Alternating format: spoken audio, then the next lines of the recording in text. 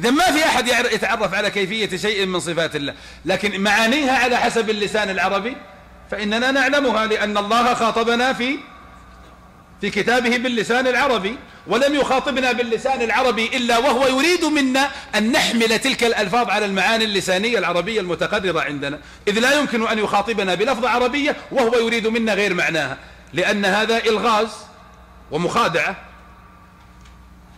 والله عز وجل متنزه عن ذلك.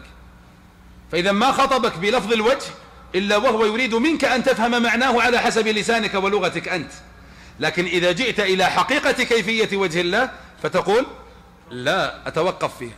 جاءني طالب وقال: هل يمكن يا أستاذ أن نعرف معنى شيء ونجهل كيفيته في نفس الوقت؟ أقول نعم، وضربت له مثالين. المثال الأول: لو قلت لكم اشتريت بيتا في الدلم، اشتريت بيتا مثلا في الخرج مثلا، معنى البيت لغة أنت تعرفه ولا لا؟ هل تفهم إذا قلت اشتريت بيتا يعني اشتريت ثورا؟ هل ينقدح في ذهنك حمار؟ هل ينقدح في ذهنك قطار؟ ما ينقدح في ذهنك إلا البيت المعروف، لأنك عربي وسمعت لفظة عربية فحملت هذه اللفظة العربية على المتقرر في لسانك. لكن هل أنت في نفس الوقت، يعني في حال كونك تعرف المعنى، هل تعرف كيفية وصفة البيت التي اشتريته؟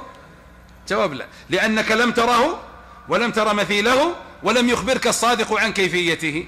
فشيء لم تره ولم تر نظيره ولم يخبرك أحد عن كيفيته، فما الطريق إلى العلم بكيفيته؟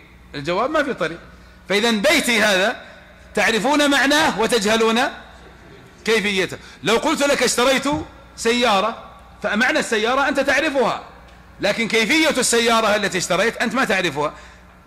أنتم معي؟ هذا مثال ضربته حتى تتصوروا أن الشيء قد يعلم من وجه ويجهل من وجه آخر. هكذا صفات الله، نعلمها من وجه ولكننا نجهلها من وجه، فنعلمها من جهة ماذا؟ معانيها، ونجهلها من جهة كيفياتها. لماذا علمناها من جهة المعاني؟ لأن الله خاطبنا بها بلسان عربي، فوجب علينا حملها على ذلك اللسان العربي. لماذا نجهل كيفياتها؟ لأننا لم نرى الله ولم نرى نظيره، أي لا مثيل له، ولم يخبرنا الصادق صلى الله عليه وسلم عن كيفية شيء منها. أخبرنا أن لربنا وجها ولم يخبرنا عن كيفية هذا الوجه.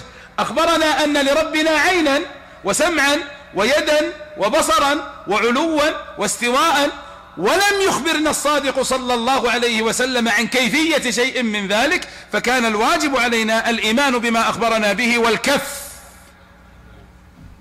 عن ما لم يخبرنا به.